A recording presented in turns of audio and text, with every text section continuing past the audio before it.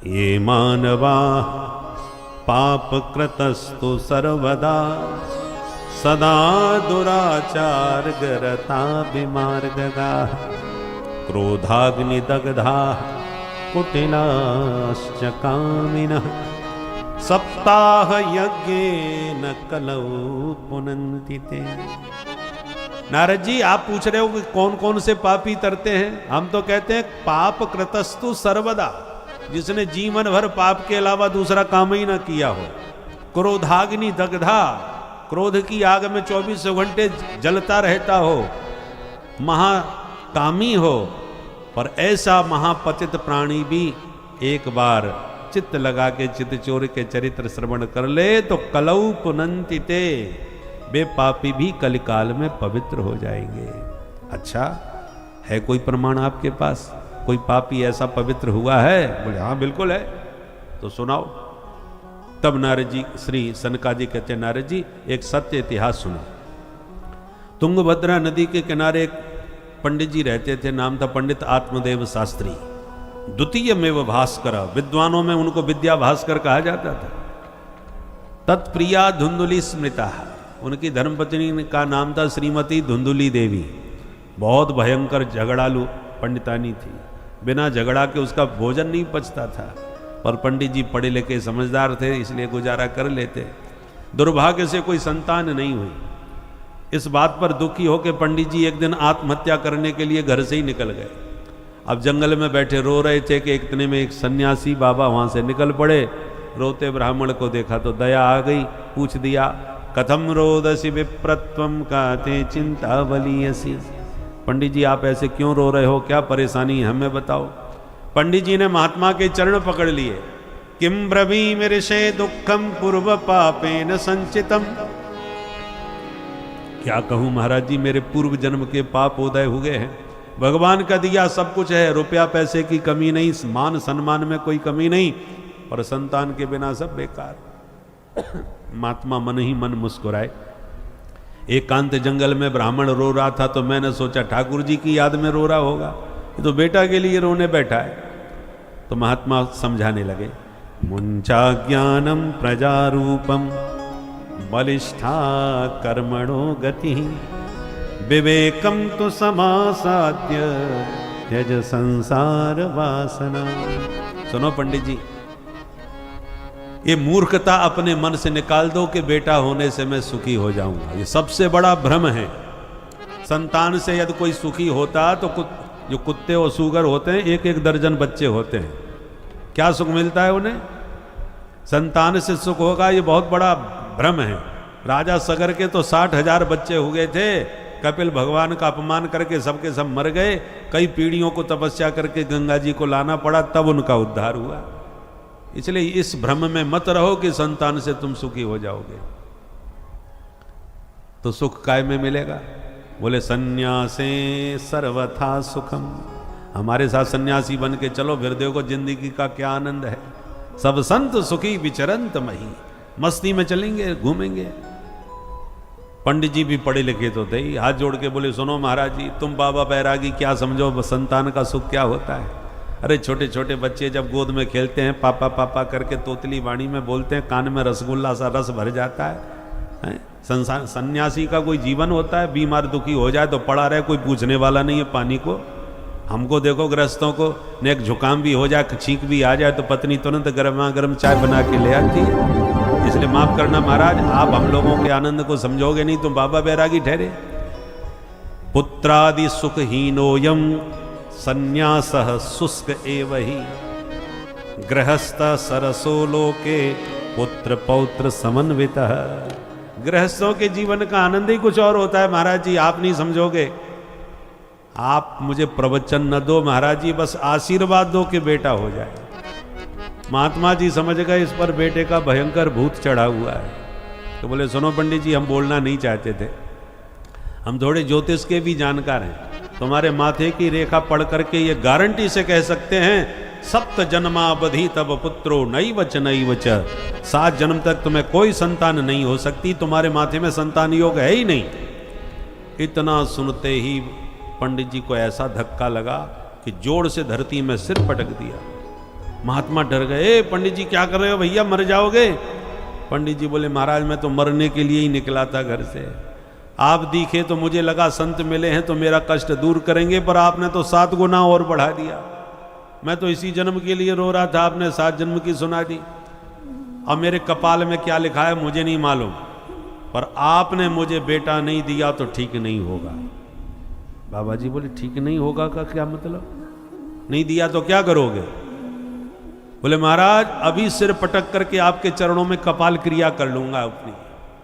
नोचे त्यजाम्य हम प्राणास्तदग्रे शोक मूर्छितः, मर जाऊंगा आपके चरणों में, मैं तो मर के जाऊंगा पर आपको ब्रह्म हत्या लगेगी महाराज।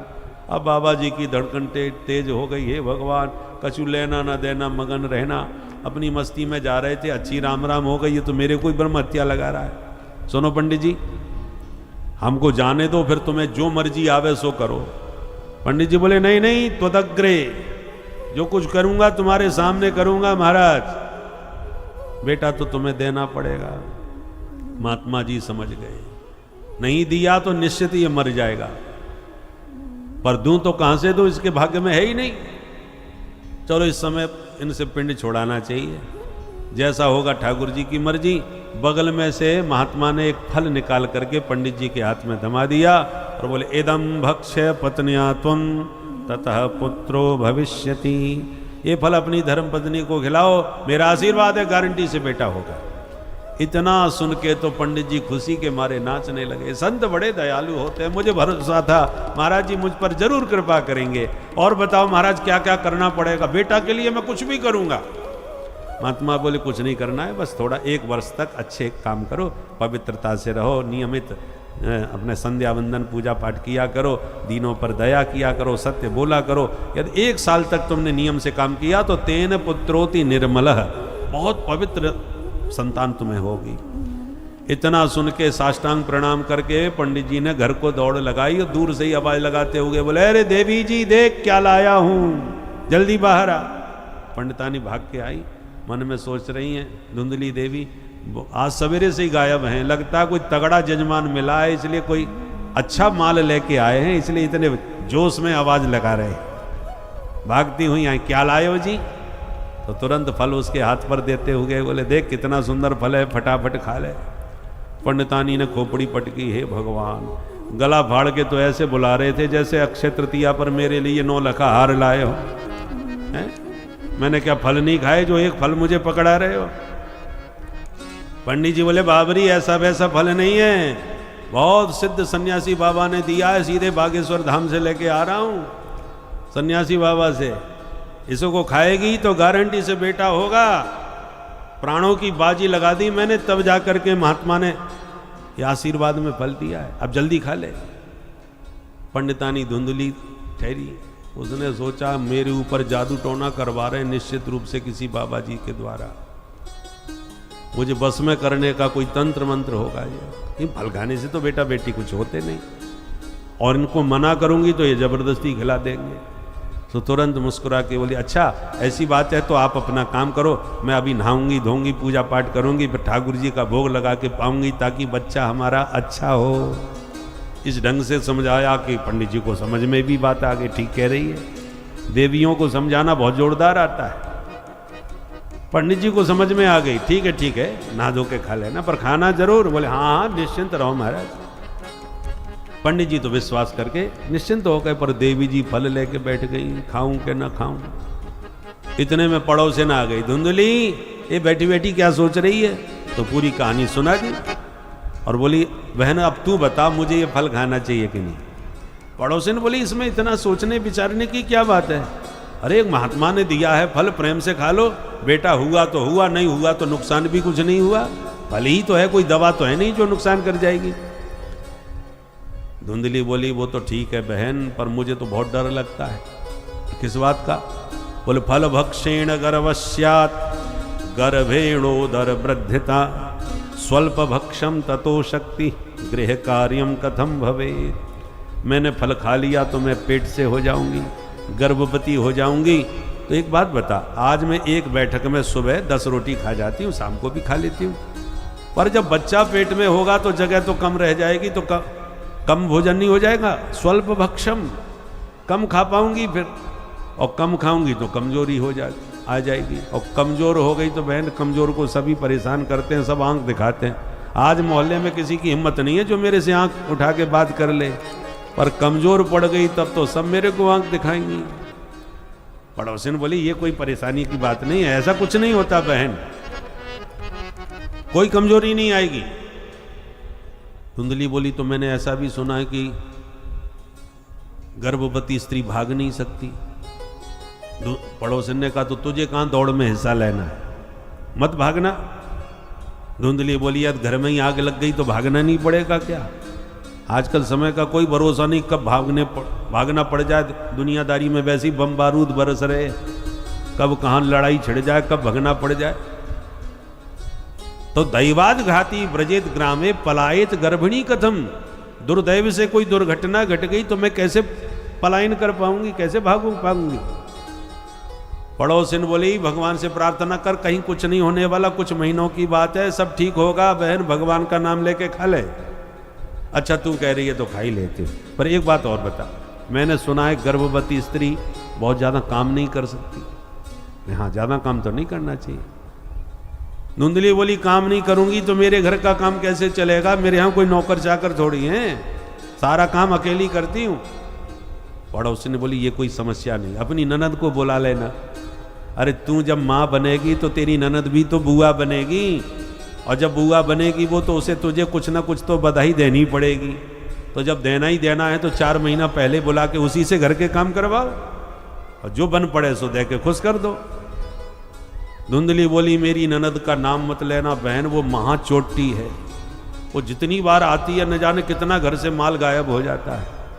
यदि उसके भरोसे घर छोड़ दिया तब तो हो गया मेरे घर का कल्याण। एवं कुतर्क योगे न तत्फलम नैव भक्षितम। सनकादिक कहते नारद जी उस धुंधली ने इतने तर्क वितर्क कुतर्क किए कि उस फल को नहीं खाया, और चुपचाप पंडित जी से कह दिया मैंने फल खा लिया महाराज, बहुत फायदा हो रहा है। बोले वाले पंडित जी मान गए। एक बार अचानक इसकी छोटी बहन मिलने आई, इसने पूरी कहानी उसको सुनाई। छोटी बहन सुन के घबराई, क्योंकि वो चाहती थी इसके कोई बच्चा ना हो, वह तो ये मेरा बच्चा गोद ले ले तो सारी संपत्ति मैं हड़प जाऊं इसकी, वो अपनी जुगाड़ में थी। जब धुंधली ने ये कहानी सुनाई तो छोटी बहन बोली अरे तू बहन पागल भाई है, फल खाने से कहीं बेटा बेटी होते हैं, सब बकवास। तू ये काम कर, तुझे बेटा चाहिए, मैं वो उपाय बताती हूँ। मेरे पहले ही बहुत बच्चे हो चुके हैं बहन, एक और होने वाला है, मैं पेट से हूँ, और ये फल जो तुझे मिला है बाबा जी ने दिया है, और जब तेरे बच्चा नहीं है तो तेरी गाय के भी तो कोई बछड़ा नहीं है, इतने साल से बंधी है, तू गैया को खिला दे, बाबा के फल में दम कम होगी तो पता चल जाएगी, और मैं अपना बच्चा तेरे को दे दूंगी, तुझे बेटा भी मिल जाएगा और बाबा के फल की परीक्षा भी हो जाएगी। धुंधली प्रसन्न होके बोली बहन हो तो तेरी जैसी, 1 मिनट में सारी समस्या खत्म कर दी तूने मेरी। फटाफट गैया को फल खिला दिया, पंडित जी को पूरा विश्वास दिला दिया, और पेट में कपड़े बांध बांध करके पतिदेव को पागल बनाती रही, महाराज खूब फायदा हो रहा है। पंडित जी बेचारे एक एक दिन गिन रहे।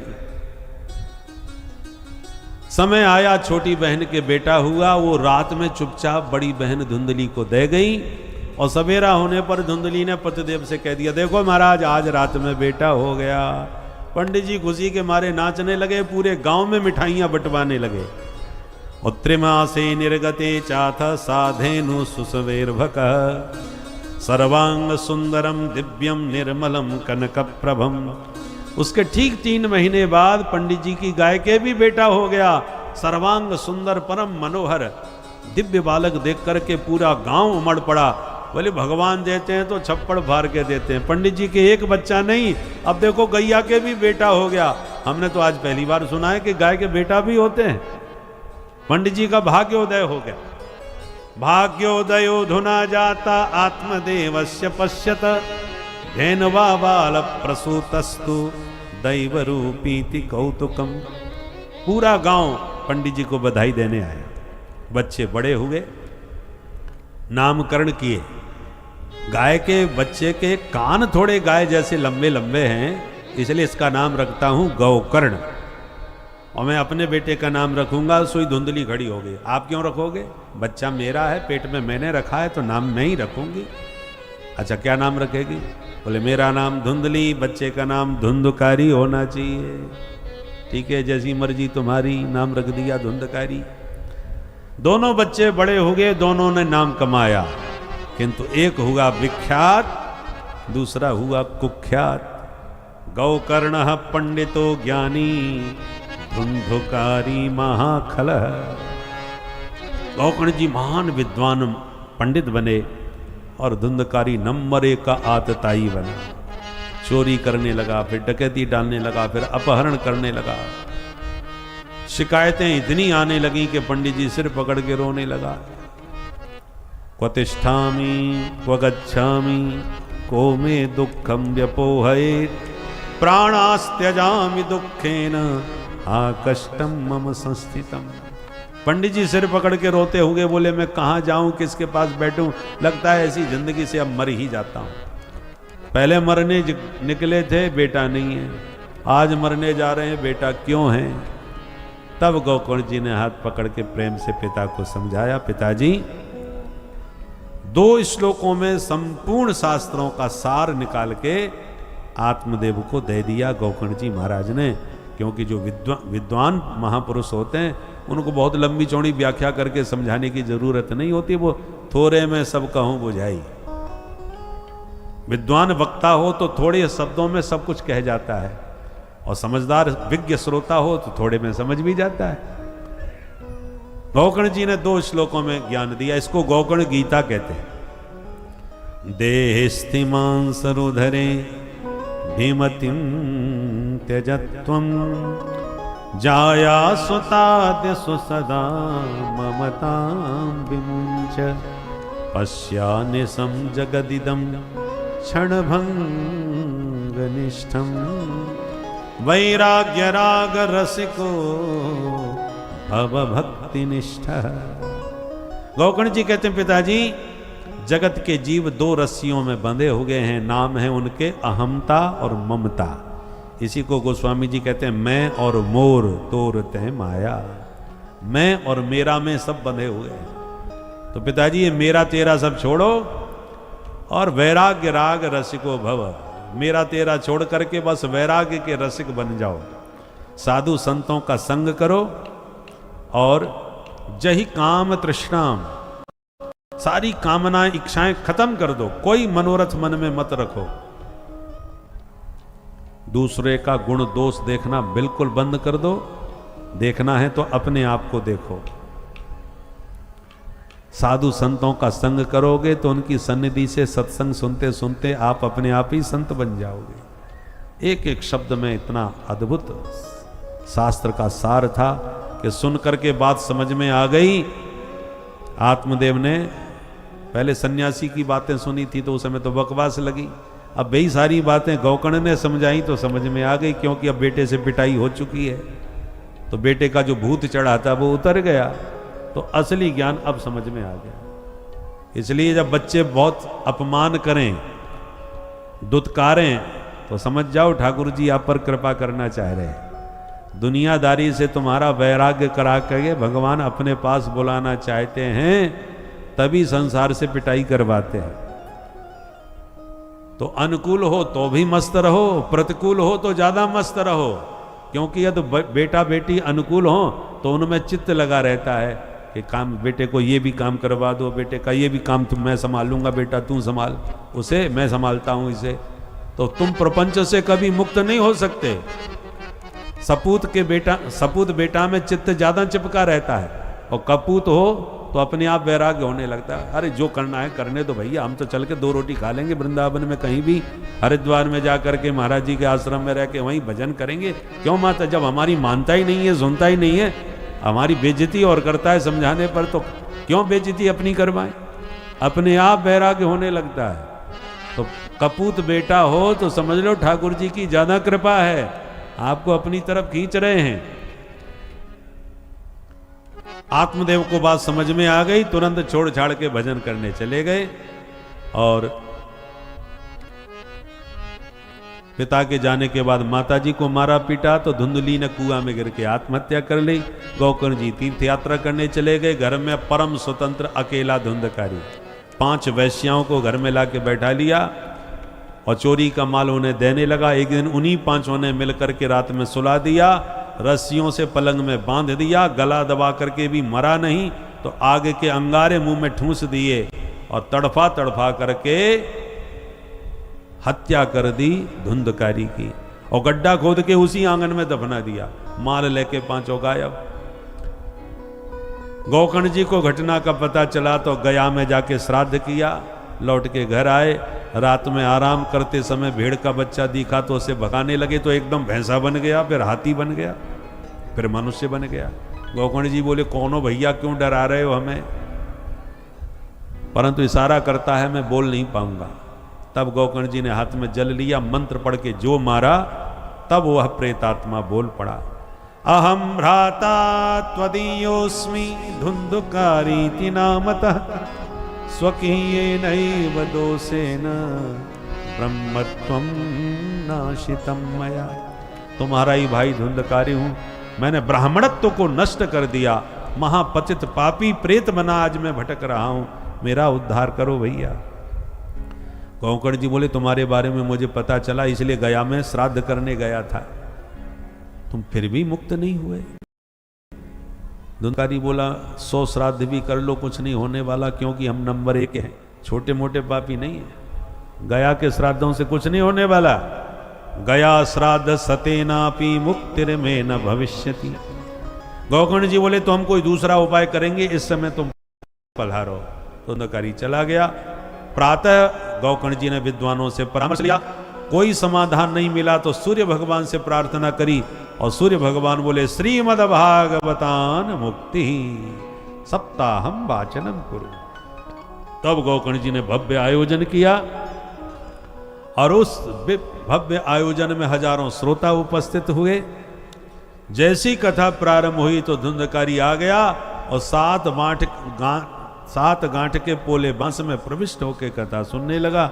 एक दिन की कथा से ग्रंथि चटकती गई। 7वें दिन का सप्ताह संपन्न होते ही 7 ग्रंथियों का भेदन करके धुंधकारी चतुर्भुज रूप में प्रकट हो गया। बोल भागवत भगवान की। व्यासपीठ को प्रणाम करके भागवत की गौरव गाथा गाने लगा। दिव्य विमान आकाश से आया। पार्षदों ने हाथ पकड़ के धुंधकारी को उस विमान में बैठाया। गोकर्ण जी ने समझाया भैया हजारों श्रोताओं ने कथा सुनी तो विमान एक ही क्यों आया? भगवत पार्षदों ने कहा भैया कथा सबने सुनी है, परंतु कल्याण की भावना से केवल धुंधकारी सुन रहा था, बाकी तो टाइम पास कर रहे थे। तब तो श्रोता सब उदास हो गए। धुंधकारी चला गया। गोकर्ण जी बोले उदास मत हो, ये दास बैठा है, दोबारा आपको कथा सुनाऊंगा। अगले महीने में फिर कथा हुई। अब की बार सभी श्रोता इतने सजग होकर के कथा सुने कि सप्ताह संपन्न होते ही जितने श्रोता उतने विमान और साक्षात भगवान ने प्रकट होकर के गोकर्ण को उठा के हृदय से लगा लिया। बोल भागवत भगवान की जय।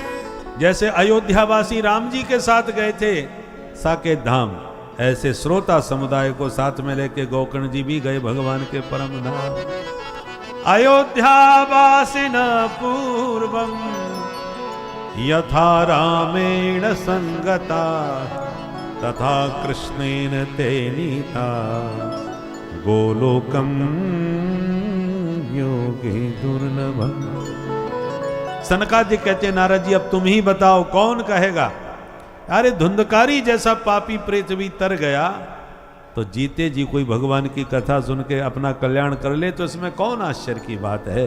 अंतिम 6वें अध्याय में कथा सुनने की विधि बतलाई कि किसी विद्वान ब्राह्मण की वाणी से ही ब्रह्म विद्या का श्रवण करना चाहिए, तभी मंगल होगा। और उस विधि का खान पान कैसा होना चाहिए वो सब बतलाया। कथा के विश्राम में हरि नाम संकीर्तन प्रतिदिन भाव भक्ति के साथ करना चाहिए। भोजन ज्यादा हो जाए तो थोड़ा हजमूला ले लेना चाहिए ताकि पच भी जाए। हरि नाम संकीर्तन हजमूला का काम करता है। तो 3-3 घंटे कथा सुनने के बाद हरि नाम का हजमूला लेके जाना ताकि जो सुना है वो पचे भी, हृदय में भी उतरे। इसलिए आइए अब मिलके सब हरि नाम संकीर्तन करते हैं।